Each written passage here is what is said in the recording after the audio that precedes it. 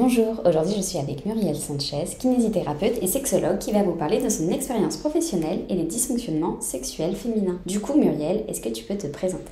Oui bien sûr, je suis Muriel Sanchez, je suis kinésithérapeute, périnéologue, à savoir que ma compétence la plus centrale c'est toutes les pathologies périnéales et je suis également sexologue. J'exerce en cabinet libéral à la périphérie de Lyon et j'exerce également en centre de santé sexuelle communautaire à Lyon 1. Peux-tu nous expliquer ce que sont les troubles dysfonctionnements sexuels? Alors, les dysfonctions sexuelles féminines, puisque c'est notre sujet, elles sont décrites dans un manuel de référence qui s'appelle le DSM-5, puisque c'est la dernière version en vigueur. Et ce sont les suivantes.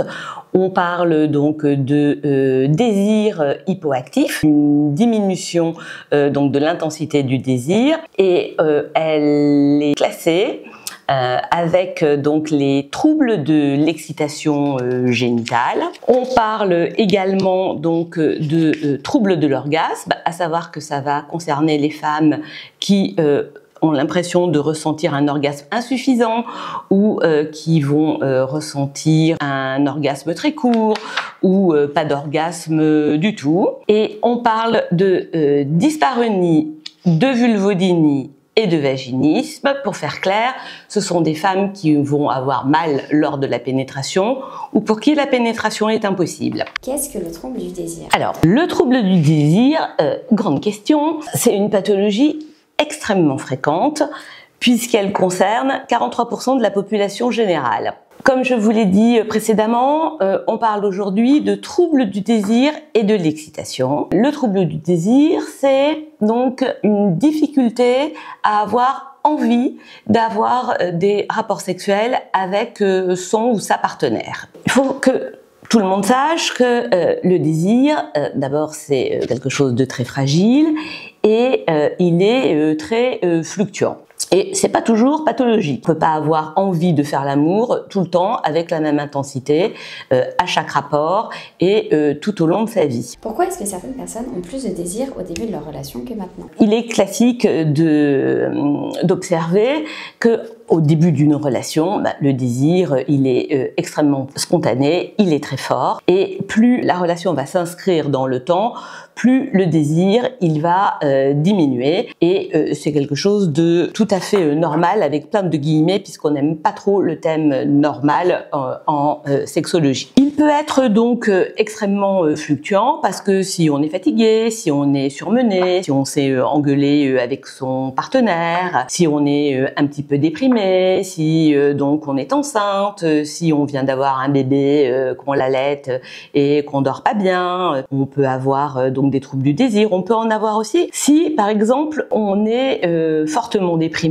et qu'on traverse un épisode de dépression. Alors il faut bien que vous reteniez tous et toutes que les troubles du désir c'est multifactoriel.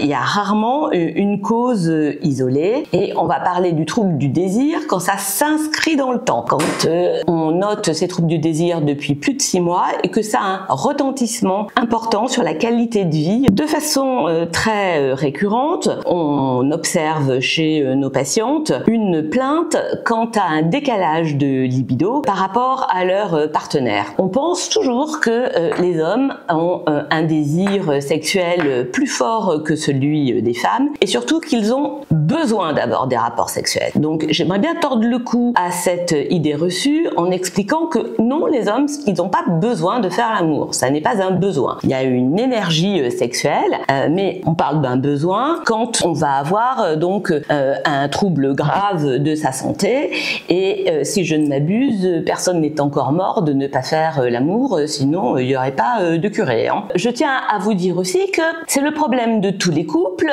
de gérer leur décalage de libido. Et que c'est pas parce que monsieur ou madame, on trouve aussi des décalages de libido avec monsieur qui a la migraine et madame qui est toujours partante. Même si, donc, en cabinet, force est de constater que c'est surtout les femmes qui vont se plaindre de ce décalage donc de libido. Et je voulais donc de ce fait profiter de cette interview pour dire aux femmes que ben non, si elles disent non à leur chéri, non, ils ne vont pas mourir. Et que, eh bien, il y a un outil absolument génial pour gérer ces différences donc de libido dans le couple qui s'appelle la masturbation. Quels en sont les facteurs? Par rapport donc aux facteurs plus médicaux ou physiologiques qui peuvent influencer donc la libido, il y a certains facteurs hormonaux, il y a certains traitements médicaux, en particulier psychiatriques avec plein de guillemets qui peuvent donc influencer la libido. Je tiens aussi à vous préciser que quand il y a une dysfonction sexuelle que l'on va détailler, plus organique entre guillemets, cela peut conduire à un trouble du désir, que ce soit de la part de la femme ou de ou sa partenaire. Vous voyez, si votre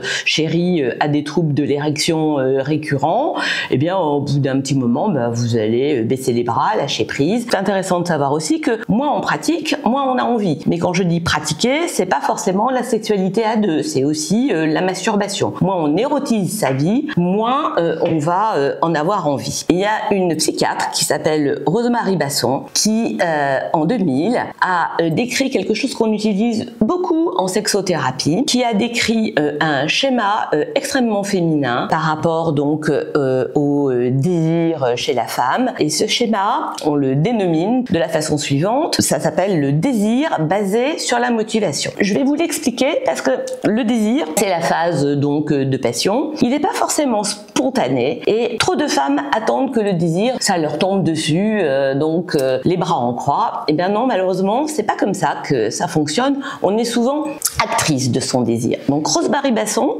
elle a expliqué quelque chose de très simple.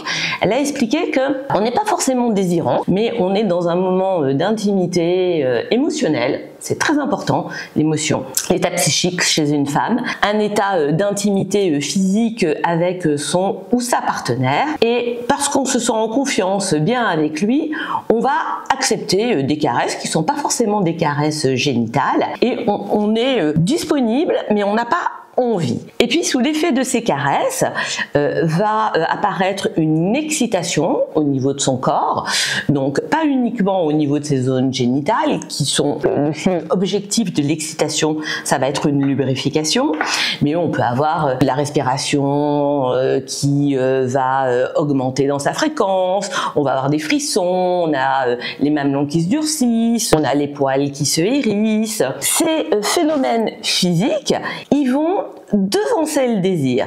Et le désir, dans sa tête, eh ben, il va apparaître alors que l'excitation physique, elle est déjà présente. Et de ce fait, on va entamer une relation sexuelle qui, si possible, va être satisfaisante. Donc, on parle de satisfaction sexuelle et pas d'orgasme génial, donc feu d'artifice à chaque fois avec le bouquet final. Et parce que on va être satisfait de cette relation sexuelle, on va être plus motivé pour la relation sexuelle suivante. Qu'est-ce qu'il faut faire pour avoir de nouveau du désir? Ce qui est intéressant, c'est d'avoir des lectures érotiques ou de visionner donc des films érotiques. C'est extrêmement important d'avoir recours à vos fantasmes, de vous fabriquer une petite bibliothèque donc dans un petit coin de votre tête érotique, de façon à recruter ces fantasmes quand vous sentez que votre désir est un petit peu en baisse. Et j'ai pour habitude de dire à mes patientes, eh bien écoutez, si pour donc vous mettre en route, ce qui vous aide, c'est de penser à votre voisin torse nu qui a un super beau torse à côté de sa piscine, eh bien penser n'est pas trompé. Donc souvent les hommes font ça très très facilement de façon spontanée.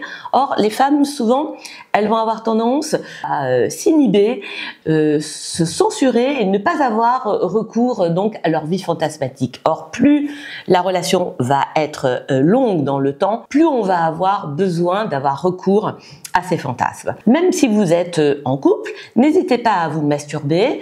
C'est quelque chose qui va donc participer à l'érotisation de votre vie et qui va vous donc aider à entre guillemets, vous mettre en route. Qu'est-ce que le trouble de l'excitation? Donc, dans notre DSM-5, qui est notre grosse bible, on a rajouté dans la même case les troubles en fait du désir et les troubles de l'excitation. Qu'est-ce que c'est que donc l'excitation? Je vais faire très très simple, de façon à ce que on colle au plus près aux préoccupations donc des femmes et celles qu'on entend dans nos cabinets. Souvent, il y en a beaucoup qui vont nous dire pas beaucoup de sensations, voilà, quand ils me caressent, ça me fait pas grand chose, j'ai du mal à rester concentrée sur l'instant T et pas penser à ma liste de courses, et puis j'ai pas beaucoup de lubrification, j'ai l'impression que ma vulve, elle reste relativement sèche, et puis ça je vous en parlerai après, et du coup quand il y a une pénétration, ça me fait un petit peu mal, c'est pas génial, et puis j'ai du mal à atteindre l'orgasme à chaque rapport, sachant que pour pouvoir atteindre un orgasme, il faut un niveau d'excitation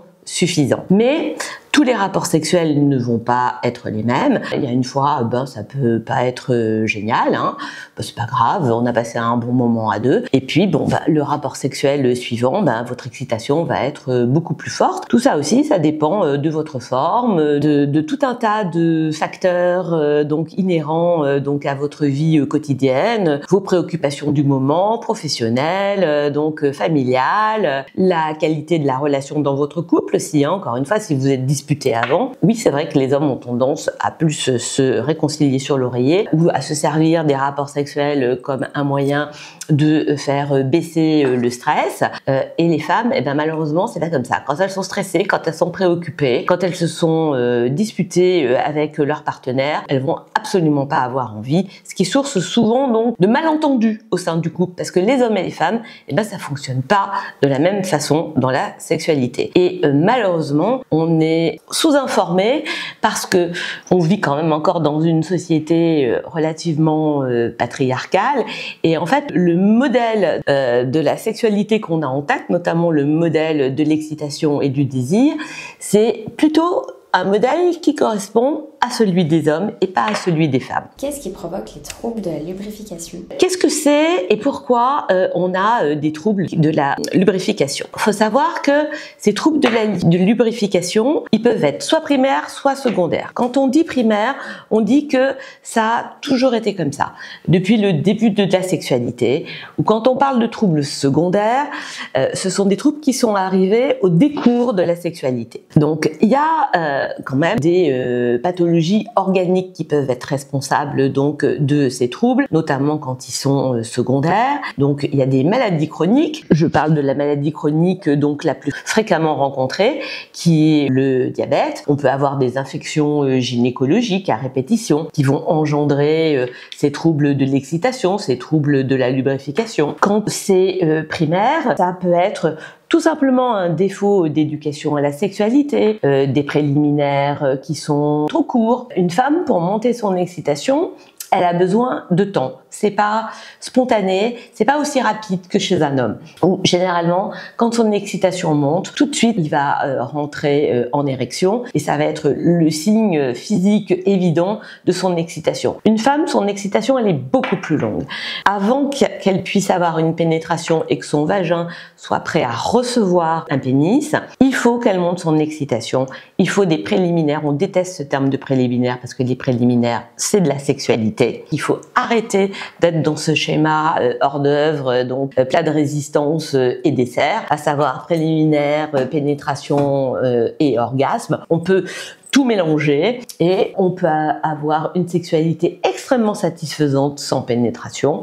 D'ailleurs, beaucoup de femmes disent que la pénétration, c'est parce qu'elles préfèrent. Hein. Donc c'est quelque chose qui est très fréquemment rapporté et donc elles vont avoir un orgasme sans pénétration. On peut avoir donc des difficultés psychosexuelles. On va aussi avoir des femmes, on en voit très fréquemment, hein, qui peuvent avoir un cancer donc pelvien. Je pense par exemple au cancer du col ou un cancer du sein, et ça peut concerner aussi des femmes jeunes, hein, qui vont avoir une ménopause induite par les médicaments qu'elles vont avoir. Dans le cadre de cancer pelvien, elles peuvent subir une radiothérapie et tout ça, ça va altérer donc la muqueuse vaginale et leur capacité à avoir donc une lubrification. Quelles solutions existent pour retrouver de l'excitation?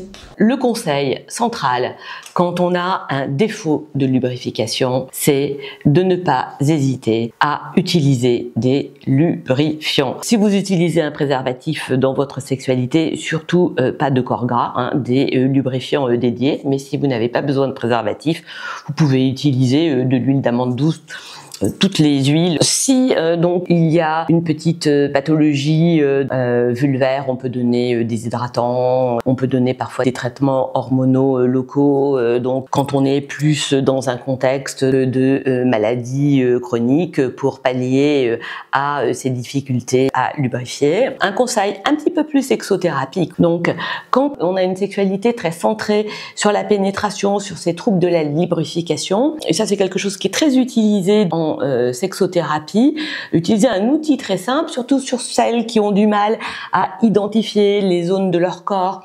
Je parle de leur corps, je ne parle pas de leur sexe, qui doivent être stimulés pour monter leur excitation.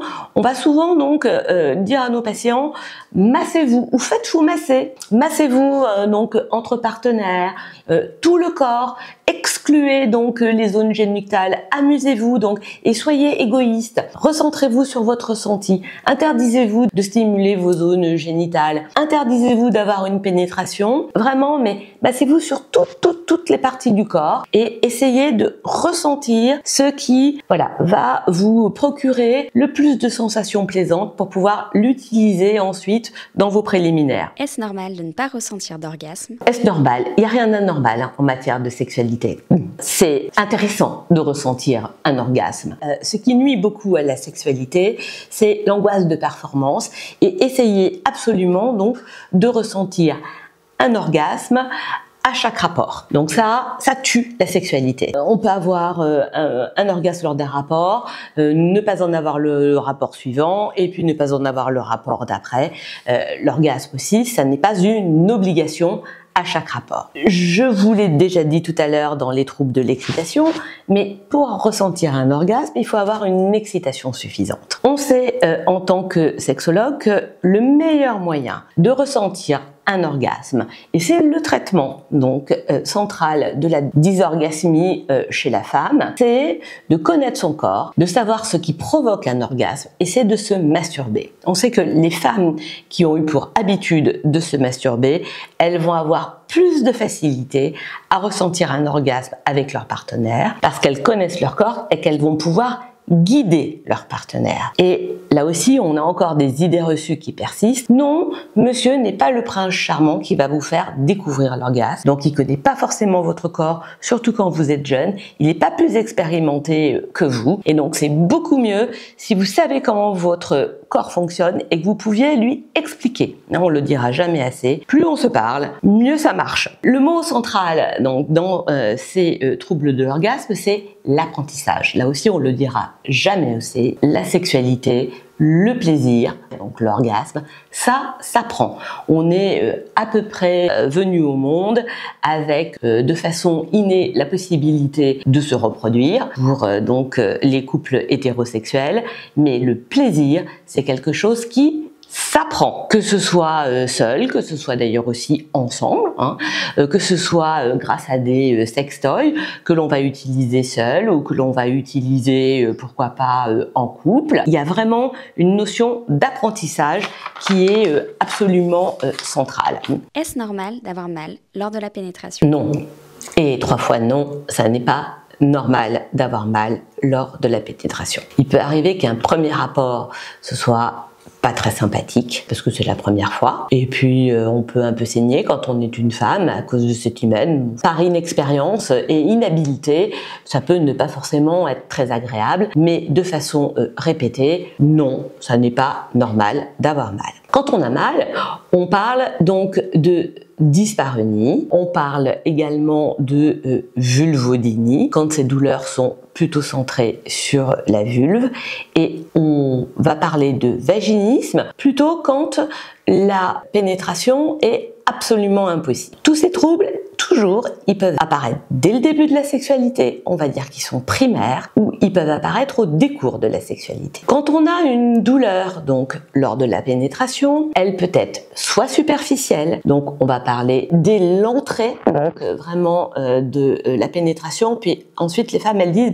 une fois qu'il est rentré ça va mieux, ou on parle plus de dyspareunie, donc des dyspareunies profondes, où on va avoir mal pas tellement à l'entrée, mais au fond du vagin. Et ça, c'est une pathologie qu'on va rencontrer fréquemment dans l'endométriose. Alors, je reviens sur la vestibulodynie, appelée vestibulodynie superficielle, et celle-ci, elle peut être soit provoquée, d'en savoir que quand personne vous touche, quand vous n'essayez pas de mettre un tampon, quand il n'y a pas de pénétration par une verge ou un doigt, donc vous n'allez pas avoir mal.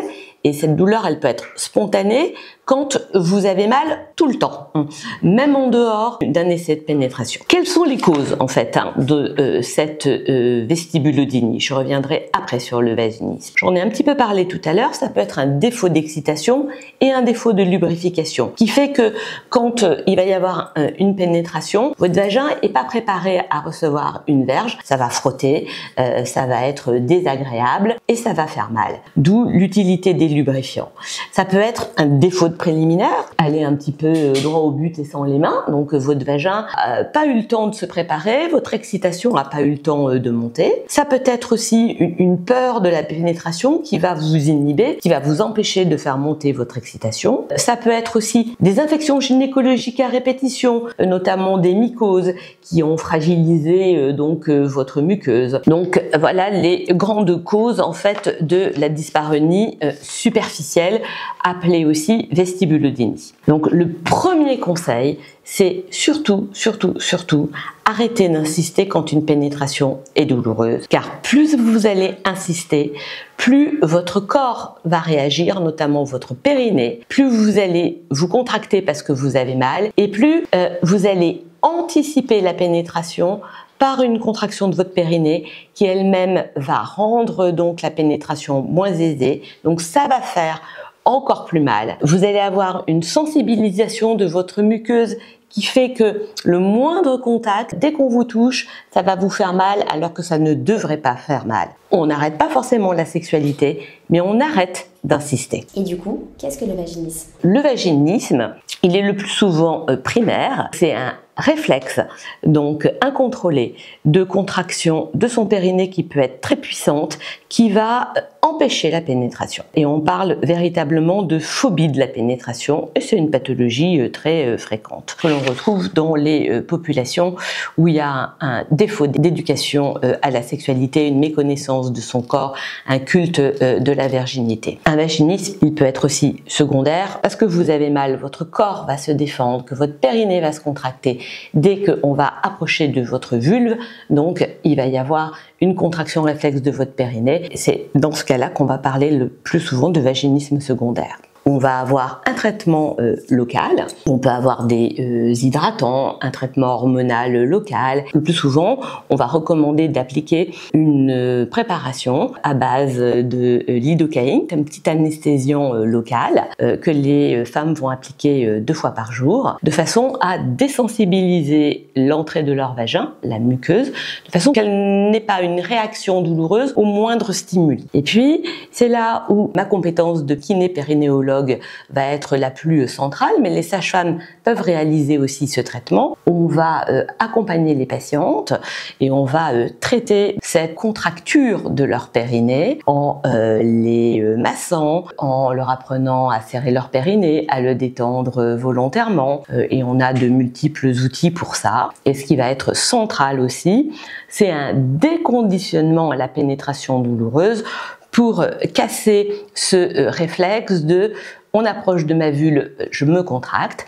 Et pour ça, on utilise des petits dilatateurs que l'on va d'abord utiliser en séance, qui vont être de taille progressive, que l'on va introduire avec la patiente dans leur vagin pour qu'elle fasse l'expérience d'une pénétration non douloureuse.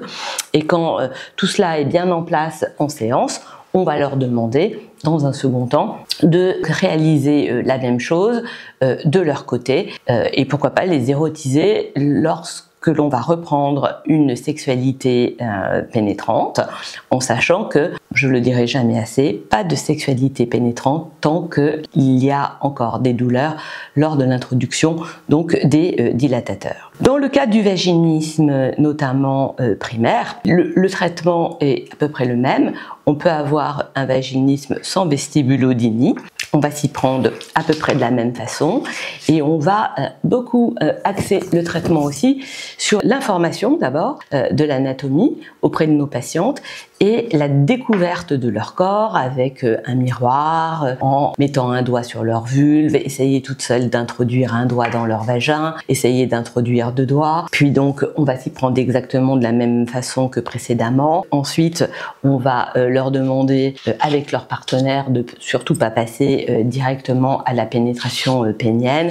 Une fois qu'elles sont en confiance, qu'elles y arrivent toutes seules, que le partenaire puisse introduire un doigt, puis 2 doigts, puis érotiser les dilatateurs. Et au bout du parcours, on va passer donc à la pénétration pénienne. Et pour finir, à qui s'adresser lorsque l'on souffre dans sa sexualité? Premier interlocuteur, ça va être son ou sa gynécologue, qui est la personne ressource numéro 1. Elle est ou il est capable donc déjà de faire un diagnostic de première intention, de vous proposer des solutions et si elle ne se sent pas suffisamment à l'aise pour traiter de la sexualité et des difficultés sexuelles que vous rencontrez, il ou elle va pouvoir vous adresser vers un consoeur ou une consoeur afin de traiter plus spécifiquement ces difficultés. Lors d'un examen, je pense aux douleurs spécifiquement avec un spéculum, votre gynécologue elle va voir que vous avez mal le plus souvent, ou si c'est impossible, elle va vite s'en apercevoir. Normalement les gynécos n'insistent pas, donc vous lui demandez de ne pas insister et donc vous lui dites que ça vous pose problème. Si vous n'avez pas de gynécologue, non, vous pouvez vous adresser aux planning familiaux. Vous pouvez aussi avoir recours au CEGID, C-E-G-I-D-D, qui se trouve dans à peu près toutes les grandes villes de France, où on va proposer des consultations gratuites de sexologie. Si vous cherchez donc un gynécologue formé, un médecin formé, un sexologue, vous pouvez consulter le site de l'AIUS, A-I-U-S, qui va donc lister tous les sexologues de France pour pouvoir en trouver un dans votre région, avec donc leur formation donc initiale, puisque c'est une société savante de sexologues universitaires où avant d'être sexologue, on est tous sages-femmes, kinés, infirmières, médecins ou psychologues.